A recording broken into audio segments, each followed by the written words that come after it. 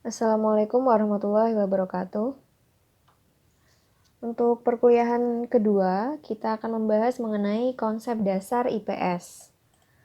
Tujuan dari perkuliahan ini yaitu yang pertama, mahasiswa mampu menjelaskan pengertian IPS. Yang kedua, mahasiswa mampu menyebutkan karakteristik dan tujuan IPS. Yang ketiga, mahasiswa mampu membedakan IPS dengan ilmu-ilmu sosial.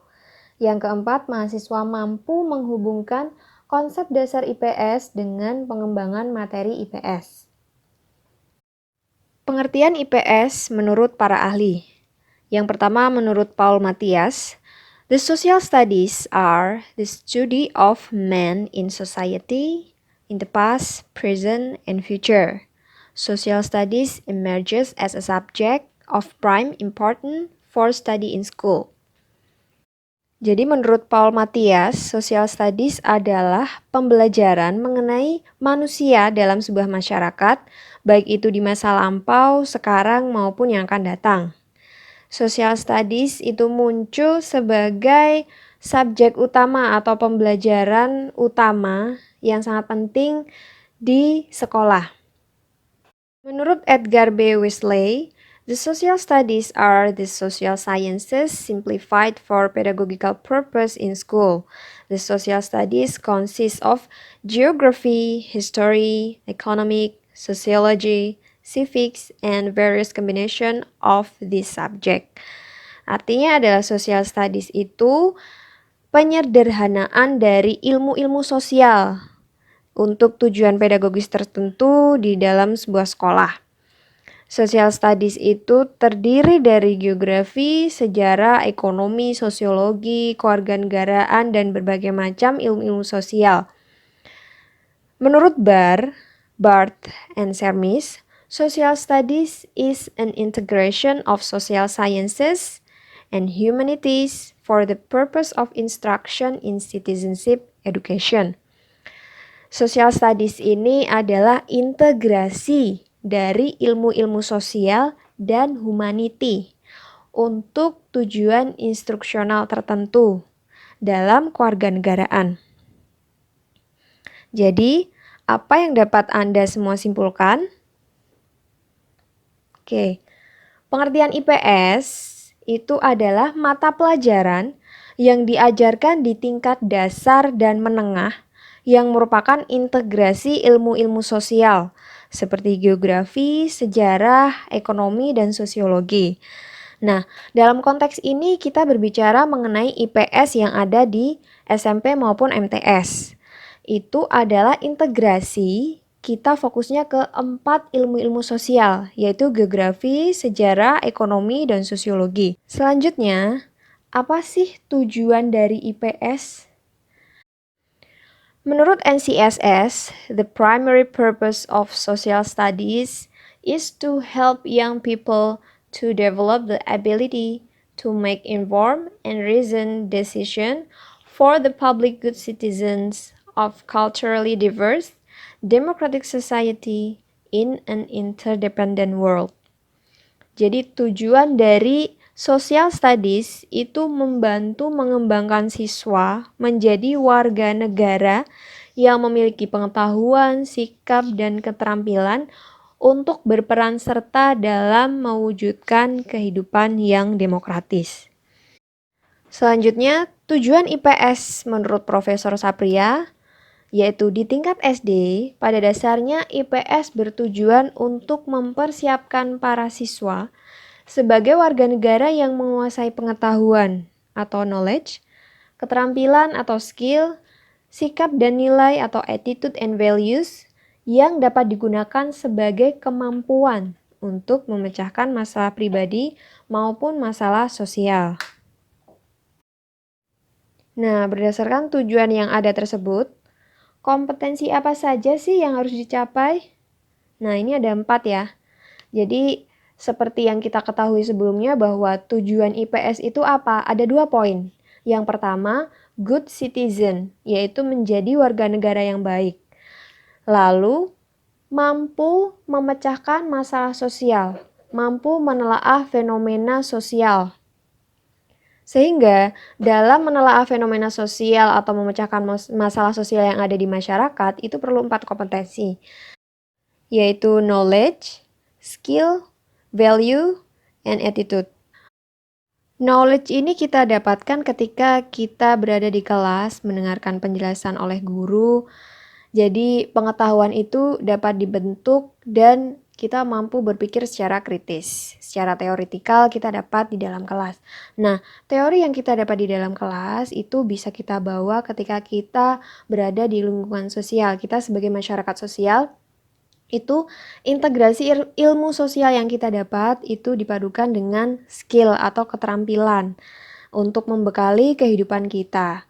Kemudian tidak lepas juga dari value atau nilai-nilai. Sesuatu yang baik dan buruk itu bisa kita bedakan ketika kita sudah mencapai kompetensi value ini.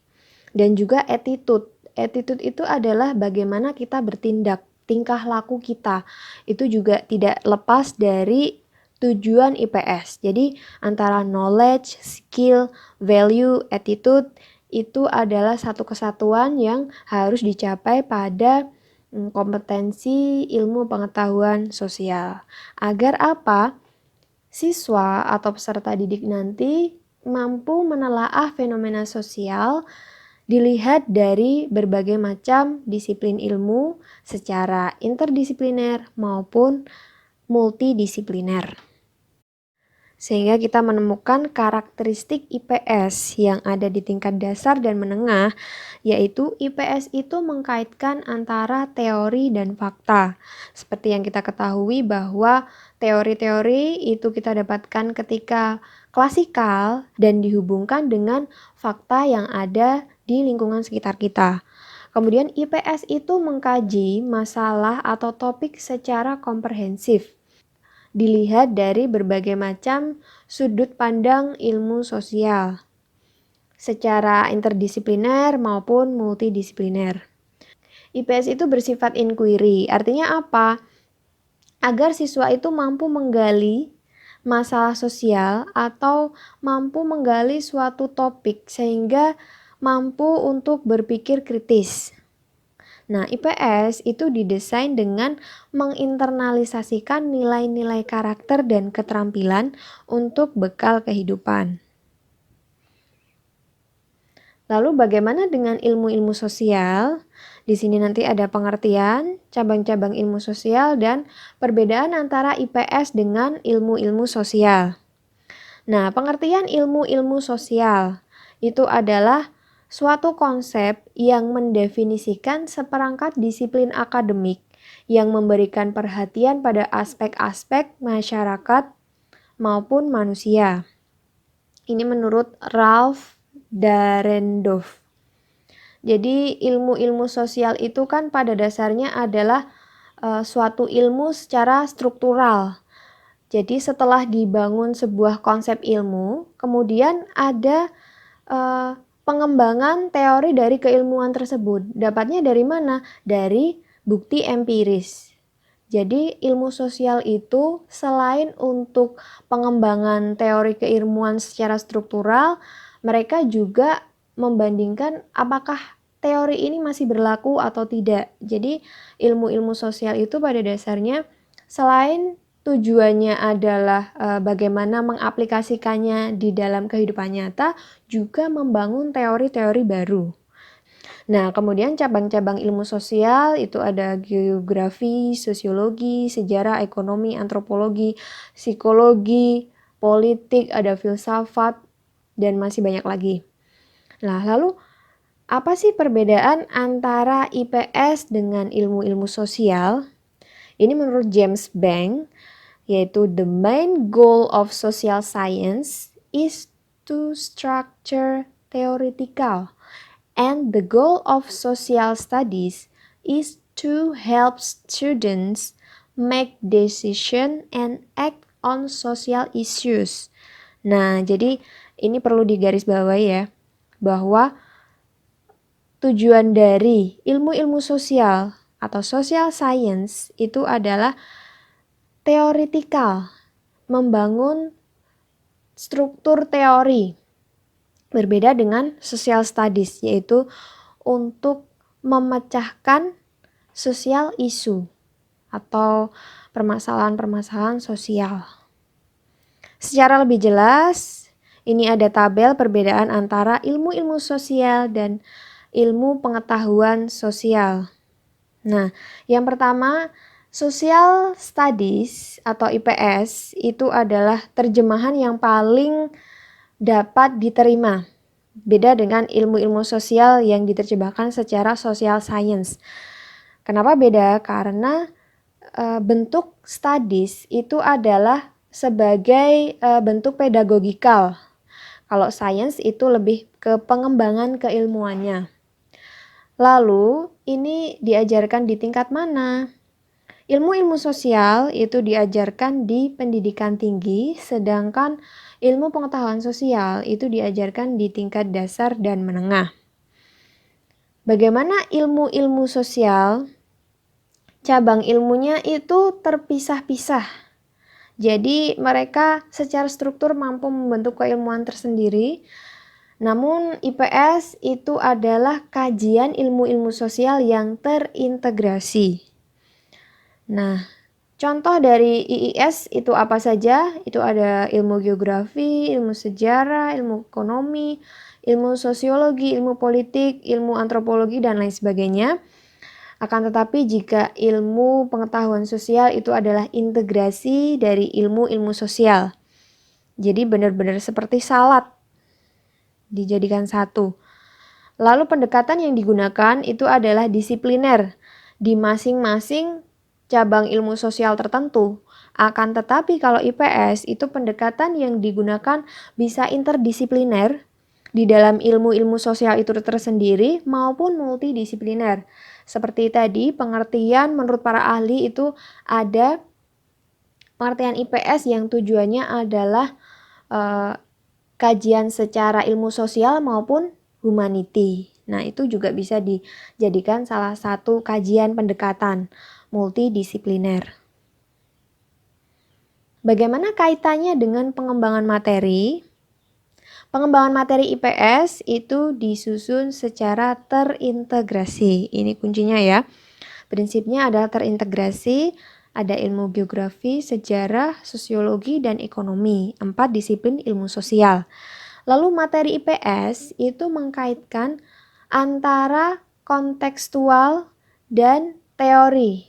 Jadi apa yang kita dapatkan itu dikaitkan dengan fakta yang ada di masyarakat secara kontekstual dan faktual. Kemudian isi pelajaran mencerminkan pengalaman belajar yang applicable. Artinya dapat diterapkan dalam kehidupan sosial siswa.